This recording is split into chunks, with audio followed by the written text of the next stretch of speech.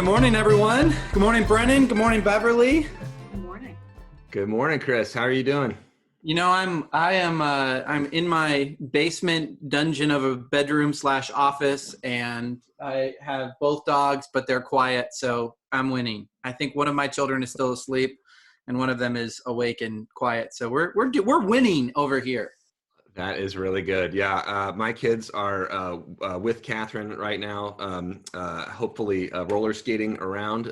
So I am grateful to have a bit of time apart from the madness, and then I'll dive back into it as soon as this is done. But in any event, and how are you doing, Beverly? I'm great. It's a little early here. Yeah. We're in the middle of the country than on the coast there, but I'm fine. Well, and we are so grateful that you are not only up early, but willing to join with a pair of folks, biblical scholars who cannot hold a candle to not only your teaching ability and your research ability, but of your record of publishing. We are really, really grateful to have you on. Everybody, if anyone doesn't know who this is Beverly Gaventa. She is not only a renowned professor and a scholar of Paul, but covers the New Testament more broadly. And today is with us to help us dive into the 4th chapter of Philippians and conclude our office hours Bible study. We're thankful to everyone who has joined with us so far on our journey through Philippians. We'll return to this at the end, but just a brief announcement that this is our last week of meeting in this particular configuration, talking about Philippians. We're going to take a break next week for Memorial Day weekend, and then we'll be back to talk about Job for 5 weeks after that. So in any event, Beverly, we have a kind of tradition that we've started here on office hours, and that's that we recognize that none of us reads the Bible alone, kind of by ourselves. We generally bring to our reading our lenses that we inherit. Some of them we kind of choose and get to tinker with. But so we usually ask the question, what kind of hermeneutical presuppositions or what kind of theological presuppositions do you consciously bring with you to reading biblical texts? Well, first of all, let me thank the two of you for having me and for doing this work. My own congregation, University Presbyterian Church here in Austin, has been using this in our faith and life class, and folks have appreciated it very much. So hats off to both of you for your work on this. So I've been watching you every week, and I know that some of the things folks have said, with which to which I nod my head. Yes, we all read from our own positions, and we bring our own experience to our reading, and our life experience, our gender, our station, our race affects how we read. So I would just want to add a couple of things to that are important to me. One is that we never read the same text twice. Once in a while, I get somebody who wants to pick a fight and say, well, why is there such a thing as New Testament study anyway? We've had this text for 2,000 years. What can you possibly have to say that hasn't been said? Right. One answer to that is, well, we have a lot more text than people had 1,000 years ago. We have information, we have material remains, archaeological remains that we didn't have. But the other is we have different lived situations. And the most obvious illustration of that is that we're all asking questions we weren't asking 4 months ago. We literally do not read Philippians the way we read it 4 months ago. Well, literally we do, but we are not the same readers we were. So our reading changes. The second thing I would say is something I heard Old Testament scholar Jim Sanders say in an intro to Hebrew Bible class more years ago than I'm going to admit, where one day he just stopped and turned around and said, if you are reading the Bible and it makes you feel good and warm and cozy inside, you can be sure you're reading it wrong. And, some years on, some decades on, I would quibble with that just a little bit. There are times, and this is one of them, when we do need to read, we can read for comfort, and there's nothing wrong with that. But one of the things that's important to me is to understand that the text speaks not just about other people and the things they have done or aren't doing. It also speaks about me and my community. And so I'm rather suspicious of readings that find their targets elsewhere.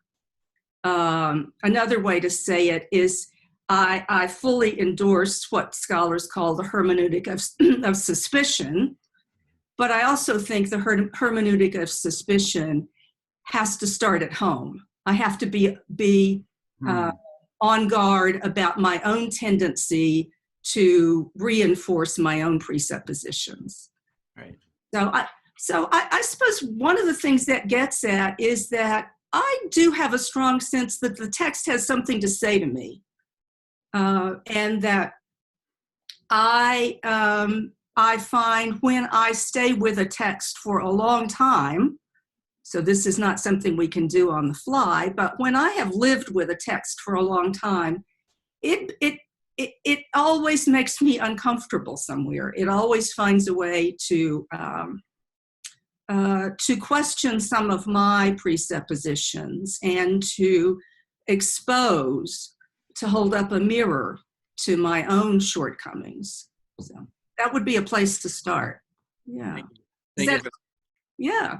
Yeah, that's a rich discussion. Yeah, and I mean, one thing that this kind of strikes me generally about this, I'm going to switch to gallery view just so we can all see each other like the Brady Bunch now.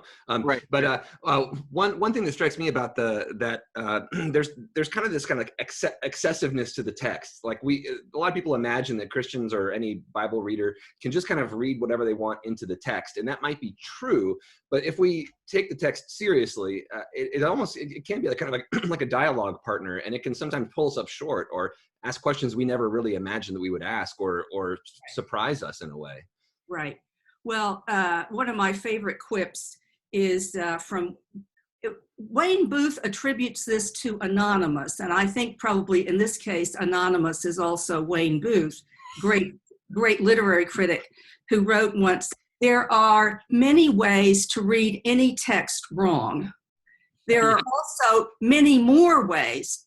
Sorry, I did that wrong. There are many ways to read any text. There are also many more ways to read any text wrong. Mm-hmm. And sometimes in our urge to enjoy a proliferation of readings, we forget that we can just get there are readings that are just plain wrong. Right. That violate the text and violate the words on the page. Mm-hmm. Well, I want to hold up what you said about living with a text, because in my experience, I was a student of yours when you were at Princeton Seminary, and that was one of the most formative experiences, was that you live with a text. I teach course of study. I often remark about course of study students. And one of my first times teaching a class, I had a pastor tell me, that when he started, he used to spend hours preparing for a sermon. But now that he had been doing it for, a dozen years or so, he could pick up a text, get the text that morning and be ready to preach on it that afternoon. And I was like, no. And he was very proud of this fact. And I was like, no, I think this is what we're trying to teach against, right? That actually what happens is you need to commit to living with this text. You need to, in your book on Romans, you use the language of linger. You need to linger with this text. And it seems so opposite in our day and age of instant information, short abbreviated lists of the top 10 things you can do to gain weight or lose weight, whichever you're looking for, that you recommend a way of reading that is slower, more deliberative, and actually takes a lot of work. That's the other thing that I would hold up. So grateful that you're reminding us of that, and just wanting to say, in my own formation as a reader of sacred text, that's been very formative, as well as the command to always ask new questions of the text. I use that. If I should pay you for that, copyrighted. I think it is copyrighted, in fact. Yeah, royalties for every time I say it in one of my classes about the value. I had a nickel. Of asking new questions. Yeah, maybe, Chris, that won't be obvious. That statement won't be clear to people who are listening in. But there is, in the field of biblical studies, a tendency to ask the same questions over and over and over again. And that's not a terrible thing. I mean, sometimes it's interesting to find out that in Paul especially, you're apt to find exegetical discussions about points that have been disputed for 1,500 years, right? So there's a venerable history. But sometimes you can turn a text around, ask a question a different way, or venture another question, and open up a whole new way of thinking about a particular problem. And we do tend to get stuck in a kind of rut. You know, I've actually heard people say, well, here's this text, and here are the 4 problems about it. And no, you know, Paul didn't write a list of problems. The psalmist didn't write a list of interpretive problems. The psalmist wrote or composed, you know, a text for the worship of God. And so to start looking at it as just a list of scholarly problems is already a kind of reductionistic. It's an impoverishment of the passage. Yeah, and I think for both of those, like the pastor who already knows what he wants to say, but also the scholar who already knows the problems. I mean, the problem is we already think we know. We don't allow ourselves to be surprised. And so your suggestion to linger, I love that. If the text isn't drawing up any new kind of questions in us, maybe we're the problem. Yeah, and you know, it's very easy for the likes of us to say, oh, the pastor does this, you know, the pastor is in a hurry. But it's also the case that those of us who are in institutional settings are in a hurry because the dean is counting articles, right, and the dean is counting research papers and presentations, and you know, the tenure clock is ticking, or the promotion clock. So there is this sense of, I've got to get this done in a hurry. And it's counter to the text we have. So yeah, a different kind of productivity, I guess. Yeah. Okay, well, let's turn our attention now to the subject matter for this morning, which is Philippians 4:2 through the end, through 23. And our passage starts with the mention of 2 women, Euodia and Syntyche, who are mentioned in verses 2 and 3 of chapter 4.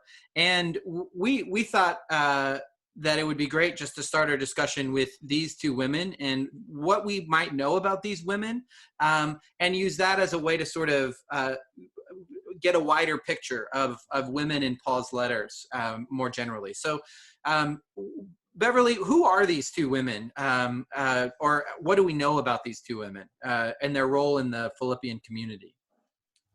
Well, you know, we know what Paul tells us, which is not much. I mean, and that's an important thing to say, isn't it? Because sometimes we get those questions, and there's sort of a sense that, well, if we all consulted, you know, Plautus's history of the early church, we would know no, these are the sources we have. We don't have extra sources, in this case at least. And I find it interesting. It would be interesting to go around and look at, say, commentaries over the last 50 years, because I think it's not unlikely we would, and I haven't done that with Philippians, it's not unlikely we would find references to the 2 women as evidence of how women are always squabbling, you know. I would bet that we would find some catty little remarks about women when it's pretty evident from what Paul says that they are leaders in this community, right? Yeah. The fact that they have struggled beside me in the work of the gospel. Now, you know, when it comes to women, we tend to hear that sort of language as, oh, well, they helped set up the cookies for the reception. Not that there's anything wrong with that. I happen to like cookies myself, rather more than I should. And I'm happy to help set them up. But when Paul uses language of working in the gospel, that's pretty standard language for him that has to do with apostolic labor. with spreading the gospel, with teaching and preaching. So I think it's pretty clear that there is a conflict of some sort. Surprise, surprise, people have conflicts. But these are women in leadership, and they're important enough that he speaks out and identifies them, and is in need of their coming together over whatever the topic might be. Yeah, I remember I wrote a paper for you on this very word in your Women in the Letters of Paul class, and I remember my mind just being sort of exploding when I realized that it was a sort of a special term, and he elsewhere applies it to people who most commentators would unquestionably regard as apostles, right. And yet here the mention of these women gives interpreters some reason to sort of waffle. Well, we know that they couldn't have played that role because they were women, and yet right. he would mention other people that we would definitely regard as in church position, leadership positions. And I just remember just how much my eyes were open just by looking at that one verb in Philippians. Yeah, that's what you've just mentioned, though, is pretty standard procedure that we assume we know about women and what they were doing or not doing. Mostly we think in terms of what they were not doing. And so when we see terms used of them, we always find ways to minimize them, to belittle. And the classic example of that comes in Romans 16, which I would love for us to talk about a little bit. Please, let's do. Yeah. So one of the things that Paul doesn't say much about Euodia and Syntyche here, but he does say a lot about some women in Romans 16. Of course, it's not as theologically weighty as some people might think of other parts of Romans, and so they just skip past it. But there's some really important and vital information in Romans 16. Yeah, there is. And that's why I typically start, when I teach a course on Romans, whether it's for a graduate seminar or for 45 minutes in a local congregation, I start with Romans 16, in part because Paul's letters, Philippians has the same effect on us. They tend to have such abstract language that it's hard to get a sense of a community. So when you start with the beginning and the end, and you get names of people and you can think about them, you can imagine a setting, then it's a little easier to get something concrete. Now, in Romans 16, Paul's not been to Rome. I think he's doing a lot of networking in this conclusion. Greet this person and that person. He mentions a lot of women. And for many of them, he uses this similar language of working in the Lord, or something even more specific. He starts by commending a woman by the name of Phoebe. And this is a very important description of her. He calls her a deacon. He doesn't call her a deaconess. There is a very specific Greek word, diakonos. And he also says she is a prostatis, a benefactor. And the word means in the first sentence, it means what it sounds like. She's a person who is supporting the work in some very specific, concrete way. Just another little note on the side about how to read. When I pick up a new translation of Romans or a new commentary on Romans, one of the first things I do is to look to see how these words are being translated. Because in the past, at least, diakonos was often translated as helper and or servant. And, diakonos is a term Paul has just used in chapter 15 to refer to Christ. Right. Let's at least think about these as having the same kind of referent. And a benefactor is not a helpmaid. A benefactor is a person who's paying your bills in some cases. I mean, that's the way this looks. We would be right to think of it at least in intersecting with patronage, right? That she's his patron.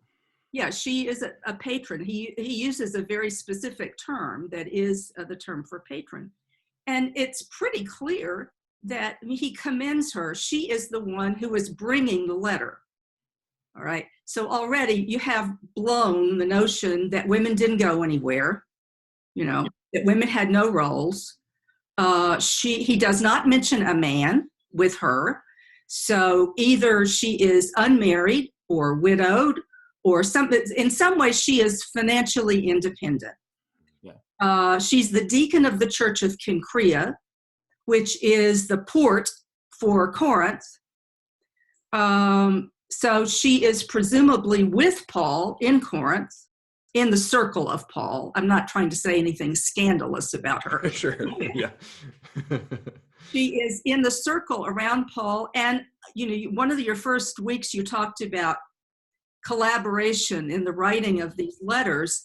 I imagine that as Paul is planning this letter, what people did was they gathered around and they writers read drafts of things that they were thinking. They taught in small circles. And I suspect that as Paul is planning this letter, Phoebe is involved in it. Yeah. At the very least, if she's taking it, she is the one who's been charged with interpreting it.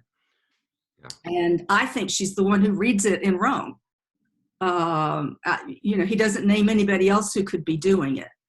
So, you kind of have to be a woman like me to get how important this is, because Phoebe, as the first interpreter of Romans in a line that stretches 2,000 years and is notably male, right, is kind of fun for somebody.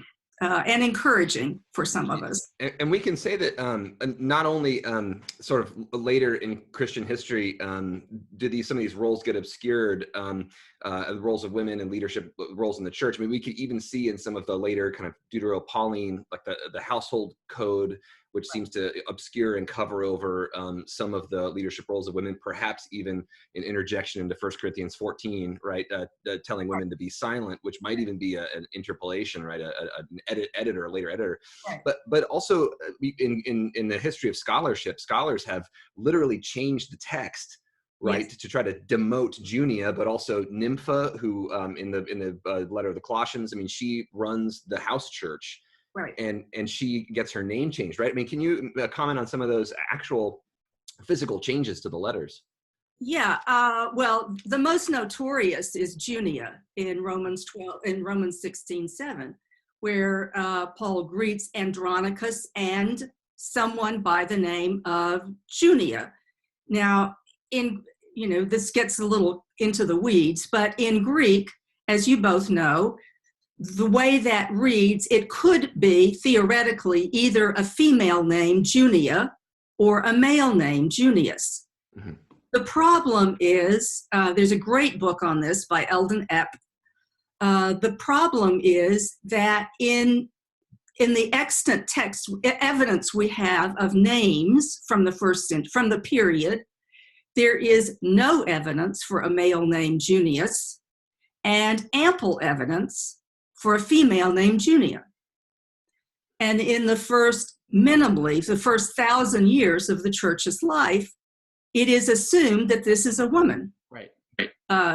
St. John Chrysostom, who was certainly no feminist, talks about, how fabulous this woman must have been to be recognized among the apostles. Clearly what happened, it's not so much that there was a change in the text, but people started to sort of invent this man. Yeah. Precisely because of what is said. And interestingly, even the King James has Junia. English translations up until the late 19th century most consistently have Junia. It's at the beginning of the 20th century, and I have yet to see a study. I think it's probably correlated with a reaction against the suffragette movement. Wow. That's total hunch on my part. Sure. But in early 20th century, all of a sudden we find assertions that well, this could be a woman's name, but because of the context, that is, because this person is called an apostle, it must be a man. Yes. Wow. Because we assume that only males were apostles based on other parts of the literature and Right. Well, and it's important to say we assume that because of the book of Acts, right? But it's quite clear in 1 Corinthians 15 that Paul knows of the 12, and then he says something about all of the apostles. Paul does not regard the 12 as the definitive group of apostles. If he did, he couldn't call himself one. Right. So it shouldn't surprise us that Paul thinks of other people also as having that name, in this case, Junia. So just to sort of recap, we've got these women leaders mentioned in Philippians, and we've got these other women, and the list, there's more women in Romans 16 that are mentioned, but certainly Phoebe, who most likely had the role of delivering the letter, probably had her hand in shaping the letter, and was maybe the first reader or interpreter of Romans for the congregation or congregations there, and then a woman who's identified as an apostle. And this is all from the New Testament author who is most frequently accused of being the one to limit the women of role, the role of women in the church. And so I wonder if you could just, I promise we can go back to Philippians 4, but how do we make sense of, Paul's reputation as anti-women and these texts that suggest a very different picture of Paul? Well, I'm not going to try to argue that Paul was a feminist, and we have to beware of sort of finding what we want to find, right? I think we see clear evidence that there are women in leadership. I also think we see places where Paul, surprise, surprise, is shaped by his own era and has gender norms that reflect the era, and we shouldn't expect anything else. But this is, as far as our interpretation goes, this is clearly one of those places where you start determines what you will discover. If you start with the clear evidence of women in leadership in these letters, then you read certain other passages in a different way. If you start with those, as some people do, if you start with 1 Timothy, then you will inevitably go to Romans and say, oh, well, they really were just serving up the coffee. Or they were teaching, they were teaching, but they were only teaching the children. They weren't teaching adults. They weren't teaching adult males, say. So it is a matter that the texts are complicated, and they don't lend themselves to a kind of flat interpretation. So it is important, I think, to pay attention to where we start.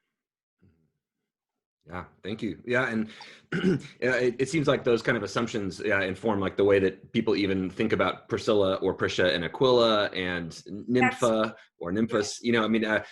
These inform so much of our readings, but also the way that Paul is arguing about marriage in 1 Corinthians 7, and when Paul is talking about, he kind of goes off on his Second Temple Jewish interpretation, including Enoch, of like the relationship between men and women in 1 Corinthians. But then at the end of that says, but let's not argue over this.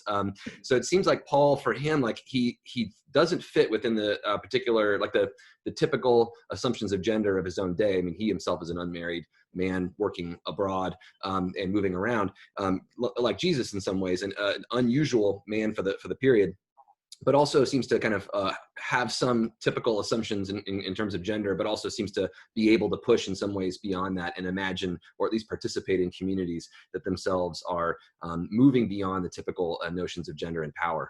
Right. I think, one of the things that I've been really interested in as well is the way in which he uses of himself, for himself, language that is that goes against gender norms. You know, he speaks of himself as a nursing mother. That's pretty interesting. So for me, what's important about this is the way in which, not that everything Paul says is consistent on this question, right. But that so many Christians, I find, especially women, but not only women, have experienced a kind of hardening with respect to Paul, a resistance to Paul on these lines, without understanding that the text is far more complicated and more encouraging than they might have imagined. Yeah, there's almost blinders on, which have as much to do with the text itself and how the text maybe has been used or how they've perceived the text, that needs to be sort of dealt with. And another one of those instances where we are shaped by what we've been taught. People have been taught that Paul says you can't do this. Well, then I don't like Paul. Right. Well, maybe the problem is not Paul. Maybe the problem is the person who was teaching you. Yeah. Yeah, I hear you. So these two women, Euodia and Syntyche, are leaders in the church. If they're being singled out by Paul, they probably have some power in the church. But then also they're encouraged to have the same mind, which that word we've seen happen a couple times in Philippians, which is what was described as what Paul wants us to have with Jesus in Philippians 2 with the hymn. So can you say a bit about like what does having one mind mean to you? We've talked about this a bit in previous weeks, but I think here in terms of the practical application, we see an actual situation here. What do you think Paul is encouraging these women to do? I don't think we can be very specific about that in terms of what the conflict might have been over, but I do think it is this mind shaped by Christ, a mind that is amenable to considering the other, not to abandoning one's own view all the time. It's not a sort of suppression of the self, but I do think to have the same mind means to be willing to listen to the other, to engage on behalf of the other. It's really important not to confuse it with uniformity, which is the way it sometimes is used, and to use it as a kind of weapon to make other people come around to my view. But this willingness to have a shared mindset, that has values shaped by, well, the Philippians hymn would be a good start. Yeah. I was reading and my wife Catherine read this, and then I think saw a TV show that was made out of it. But it's a Modern Love, this column in the New York Times that is, talks about different ways that love works in the modern world. But there's this one column that was then turned into a TV show, I think starring Tina Fey, but about this couple that plays tennis together. Their therapist, they're having marriage problems, and their therapist tells them you should play tennis together, and they just start hitting the ball at each other as hard as they can, competing. And the therapist suggests to them, you should try to see if you can play tennis together as a team. Like, don't just try to beat the other person. And it was a metaphor for their life and their work together. It's not just that they had to be the same person. They could do even competitive things together, but can you see yourself as part of the same team in the midst of your striving and your struggle? And to me, that seemed to kind of resonate with a bit of what Euodia and Syntyche are maybe going through. But not that they have to be the same person, but right. Yeah, we're working together for something. We're struggling alongside each other for the gospel. Yeah. I don't know where I read it or who said it, but that this idea to be of the same mind, to think the same thing, it has more to do with patterns of behavior and dispositions than it does with seeing things in the same way or agreeing on all of these dogmatic or theological principles. But really, it's a matter of pattern of behavior that, as Beverly, you suggested, is sort of exemplified in the Christ hymn, which I guess then we would, if we're doing a little reading behind the scenes or reading between the lines, we could wonder, is there is this a status? Is there an argument over status or about privilege? Because that would be sort of counter to the Christ hymn. But again, we can't know for certain. We would just have to say this is complete conjecture. Yeah, I think that's right. And I'm not fond of spending my time with just, making these things up. I would say that in Romans, when Paul goes through that long discussion about the conflict over food, it's not so much that he wants them to come to the same practice, right? He wants them eventually to come to the same mind. But then what does he do? He concludes that passage with a prayer. May God grant this to you. Yeah. And I think that's where our discussions of that need to go, which is not just, well, let's see if we can't play. I mean, I like that story very much of playing on the same team. But theologically speaking, we always know that if we're able to get there, it's because God has taken us there. Right. Yeah. Not because we just tried a little harder every day. And I think we need that reminder of the deeply theological location of Paul's work, which is not about saying it's got to be the right doctrine or dogma or anything of that sort, but it is a kind of theological center. Mm-hmm. Yeah. So we can shift a little bit now to the verses 4 through 9 or so. And Brennan, before we started going live, said this is sort of a hotbed for Christian aphorisms. If we were looking for Christian greeting cards, this would be the place to source material. And so rejoice in the Lord always, or I can do all things through Christ who strengthens me. But as you said at the beginning, we don't read Philippians today like we did 4 months ago. And so how do you see these exhortations sort of providing some framework for our response to life during and following COVID and this global pandemic that we're all a part of? How do these words sound for you in this context?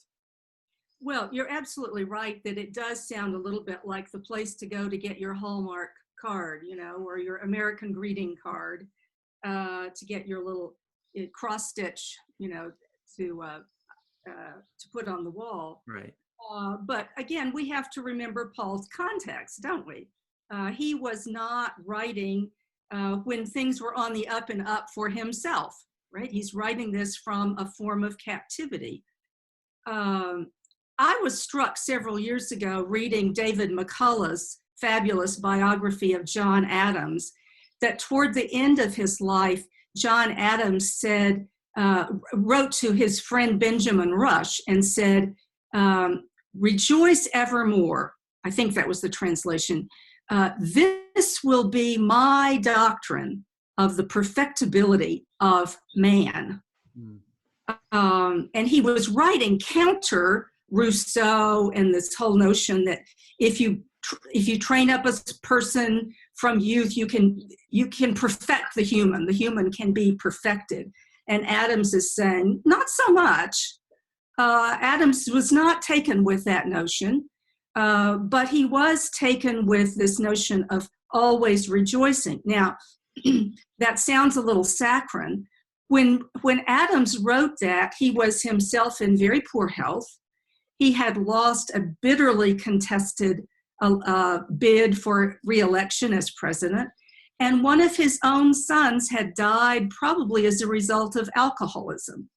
So this was a kind of determination. This was a declaration about where his life was located. My life is located in rejoicing in the Lord always, and I think that's not unlike what Paul is doing. Mm-hmm. We, in our flurry of interest over, over Paul's theology on the one hand, or over studying Paul's communities on the other, we sometimes neglect the extent to which joy, not happiness, joy, rejoicing, giving praise, giving thanksgiving, runs through Paul's letters. You know?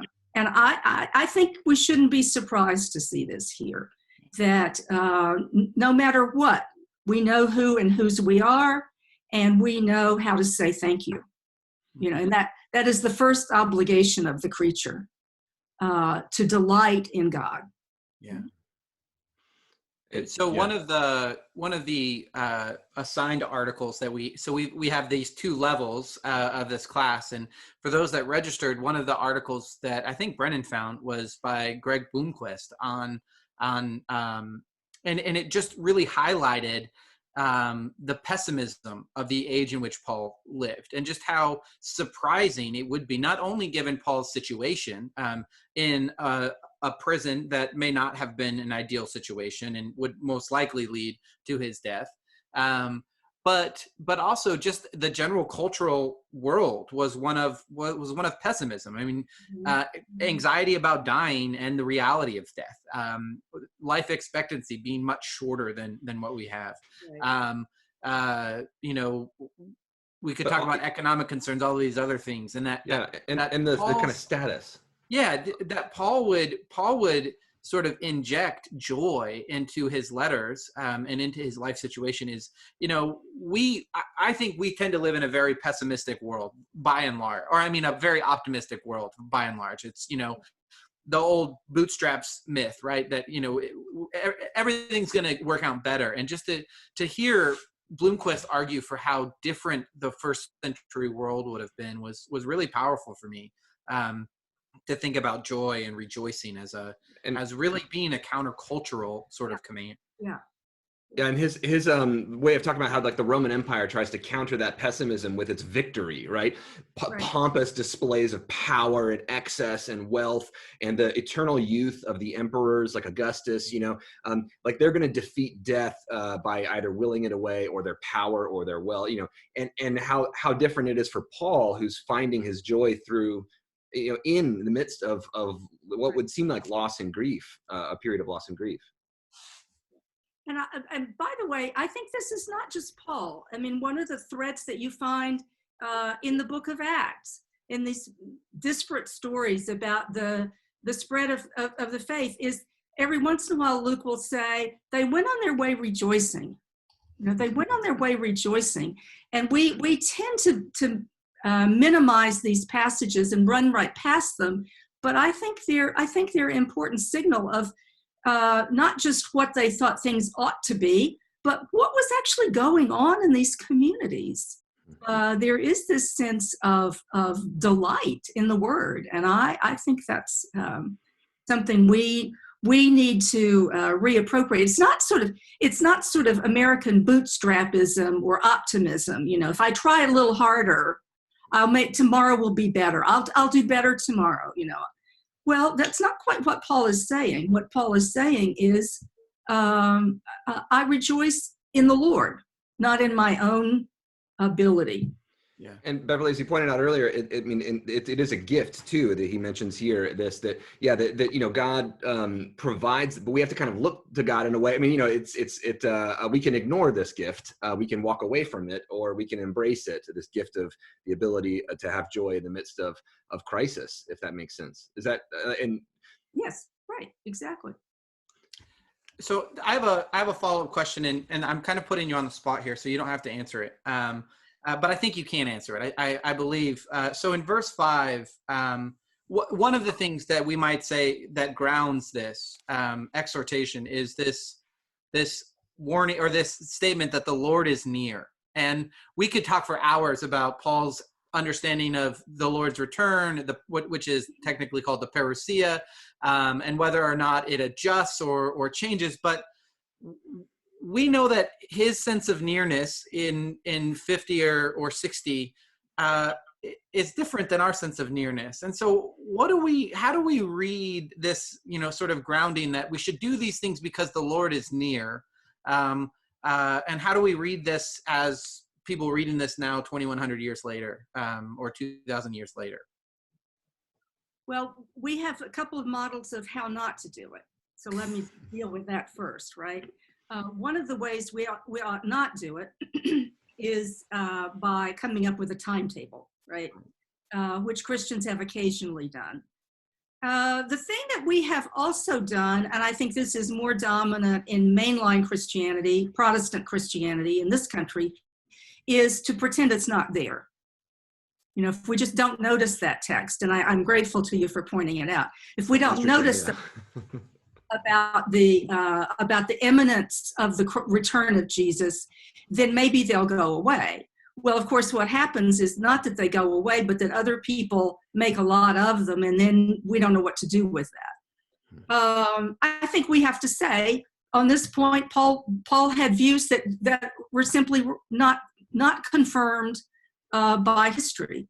Mm-hmm. But that doesn't mean that they're not important to us, because there's a sense in which there is this horizon. Here I'm going to channel the work of my own teacher, J. Lewis Martin, who talks about seeing God's triumph on the horizon at a distance, even though what we see right here, and certainly it is now, is death and suffering and struggle. And it's not that this is like pie in the sky by and by, but we live out of that tension, and we know God's triumph is real, and that allows us to live in the present. Yeah, that's good. It's a super. I mean, this is one of those places where it's so much easier just to ignore it and pretend like it's not there. Or I guess it's also really easy to live in this sort of timetable mentality that, you know, and a lot of that is happening in COVID, right? A lot of it is people are certain parts of Christianity are saying, look, this is the end of the world, y'all. We've got all these signs. There may not be locusts, demon locusts, but there's, other things. And so prepare yourself, repent. The day of the Lord is here. Which is again another sort of extreme, and the position that you're offering is much more nuanced way of dealing with it. So thank you for that. Yeah, and so Paul moves on from his exhortations, where he talks a lot about peace and that God is going to give peace. God is peace. God gives peace. This peace surpasses all of our understanding. We can't even understand it or grasp it, and so on. It's but it's there for us if we keep doing these things, and in a way, being open to receiving this gift of God's peace. But then he moves on also to talk about gifts, other kinds of gifts, the Philippians gifts that they have given him. And he seems to say two things here in verses 10 through 20, really, that he's appreciative of the gift, but he kind of wants the Philippians to stop giving him gifts. Can you say more, Beverly, about just Paul and gift giving in general, perhaps, but also about here? What exactly is what does he want to do, or what does he want the Philippians to do? Well, I think he relies in part, excuse me, on their generosity. I'm sorry, not all of the pollen is in Georgia. Although a lot of it is, but yeah, right. Yeah. We're happy to share. Happy to share. Yeah, right. Thank you. You can keep that. I think he is Paul is in a bind about this, because on the one hand, he relies to a certain extent on their hospitality, on generosity, right? Gift giving, support of the ministry is crucial. And all of his letters, all of the letters that we recognize as authentic have something to say about financial support for the ministry, whether it's Paul's own ministry or the collection for Jerusalem, which we can come back and talk about if you want to. But there's also this fear that if he seems to be asking for money, then he's a charlatan, right? On the other hand, in 2 Corinthians, it becomes clear that some people have said he won't take our money because he knows he's a charlatan. So he's living in this little narrow swatch there between those who might be suspicious if he doesn't take money and those who are suspicious if he asks for money. And he wants to be self-sufficient, that is a goal of his, not to be regarded as relying on them, and yet he has to have that.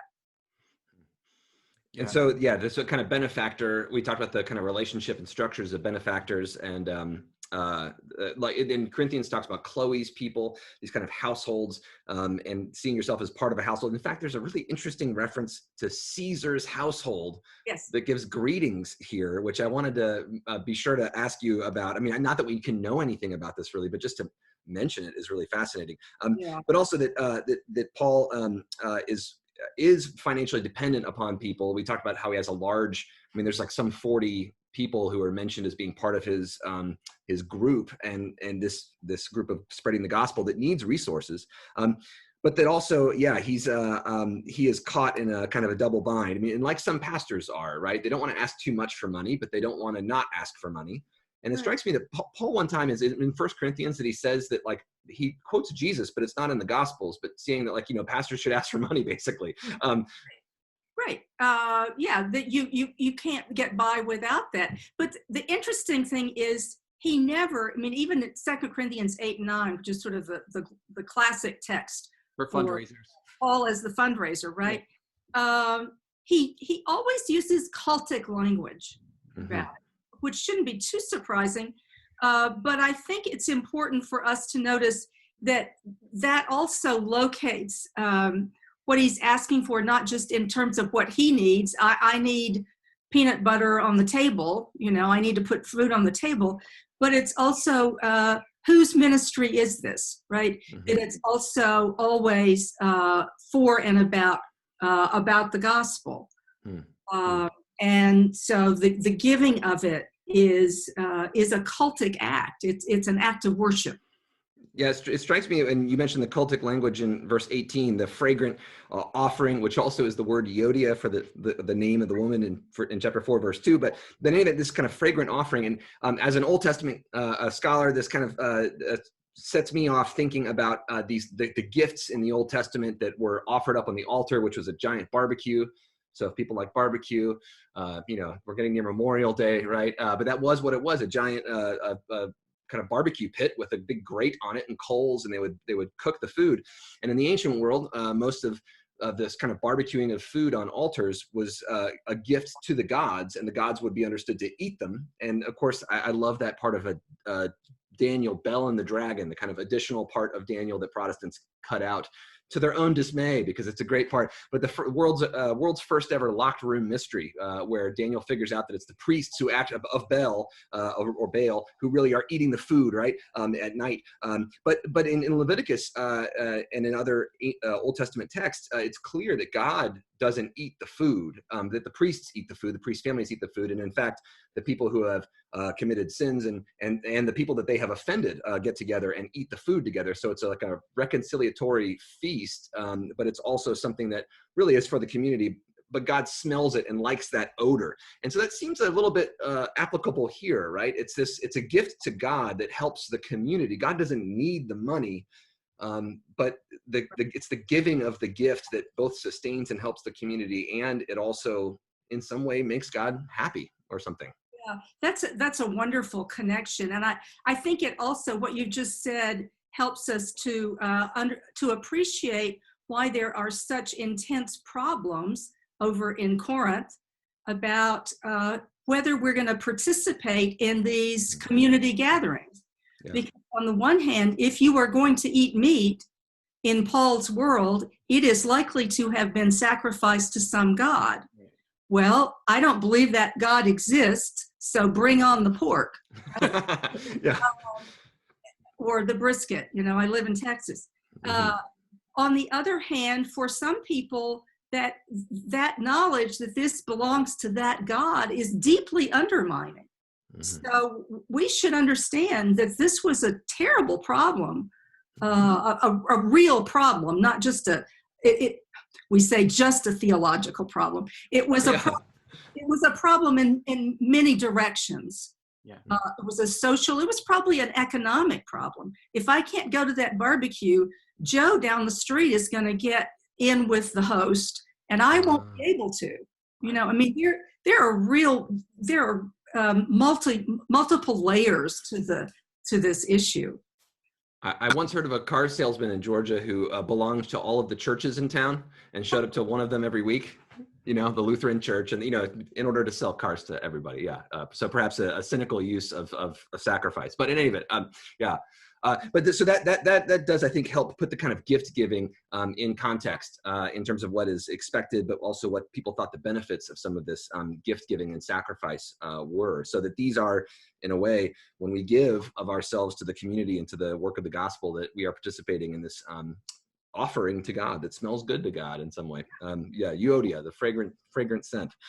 So in any event, I do want to ask, just before we finish, Paul ends with kind of a typical conclusion and benediction and blessing, but does anyone have any thoughts about the emperor's household? I mean, I know that the emperor's household is more than just like the Caesar's kids, it's this big structure that we talked about with patrons, and so it can extend in many different places. But why is Paul saying this? And he doesn't give many greetings from and to other people. I love, Beverly, how you point out that, there's no just a list of people, right? At the end of Romans 16, that's full of theology, it's full of practice, right, and it's really important. But here, Paul doesn't do that much with that space, but he does single out the emperor. Is there any reason, you think, or anything we can know?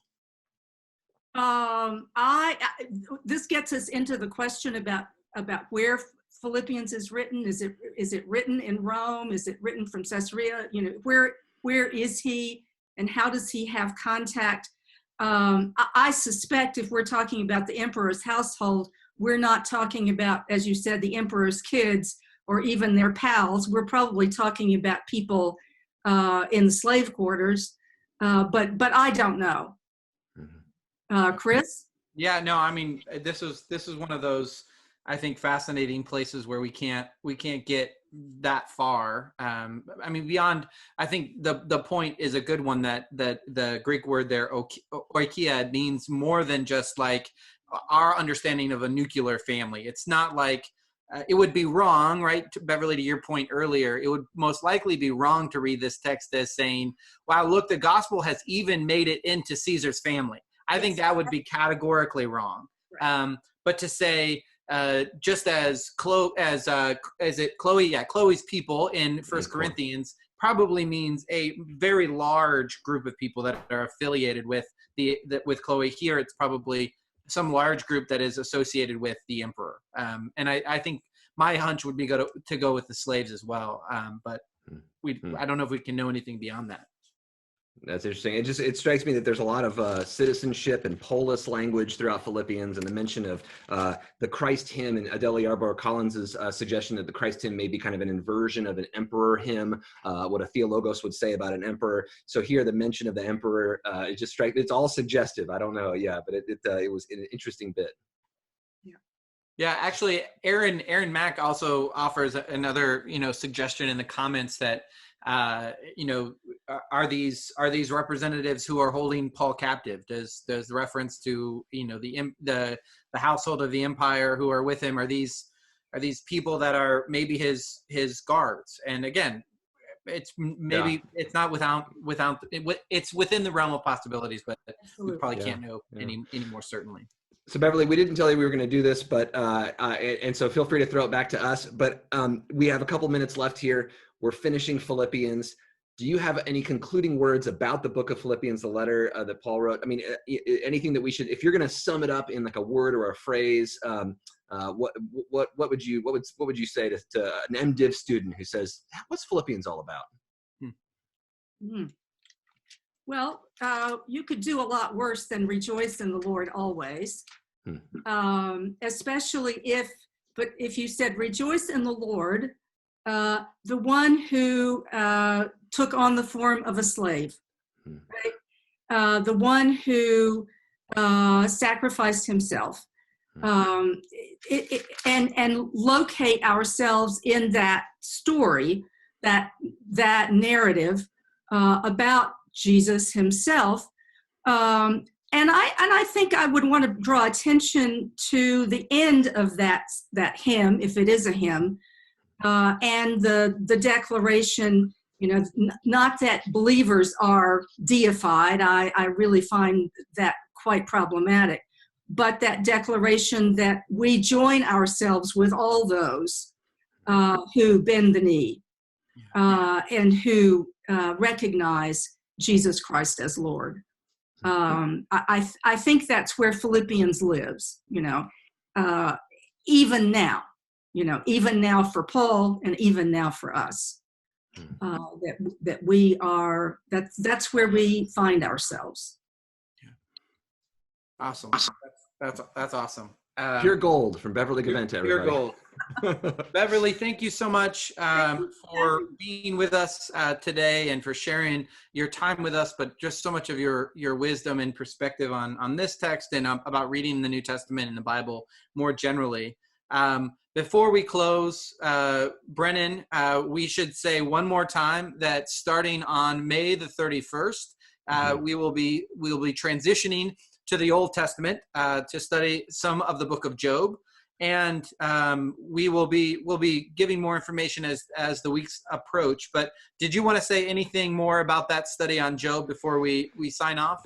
Yes, we're going to have some amazing scholars to join us. Christine Yoder from Columbia Theological Seminary will join us on May 31st. We will also have Carol Newsom from Emory University, Chuliang Seao from Vanderbilt University, Brent Strawn from Duke, and Safwat Marzouk from Associated Mennonite Biblical Seminary. So we have tons of amazing people who will be joining us for what I promise will be an interesting and perhaps we won't answer all your questions, right? So why do bad things happen to good people? I promise you, I won't tell you the answer to that at the end of Job. However, it'll be I think interesting book to study in this time, a time of crisis, a time of dismay, a time where we might want to ask if Philippians is one side of the equation, how do we rejoice in the Lord always? Job is the other side of the equation, which is what is our response when there is terror and suffering?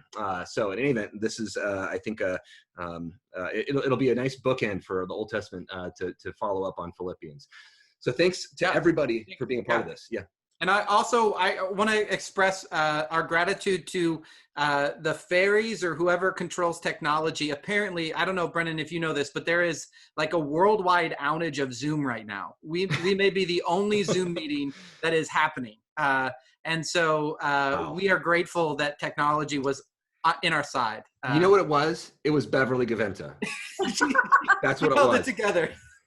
It was that, right. Yeah, it was that, the Lord said, if there's one Zoom meeting that's going to happen today, it's going to be this one. Well, anyway, Beverly, thank you so much for taking your precious time to share with us. We are delighted that you were here with us, and we look forward to maybe having you back again sometime soon. Yeah, and thanks to all of those watching on Facebook and who will take advantage later. It's been a pleasure doing this. So we'll see you later, y'all. Peace, y'all.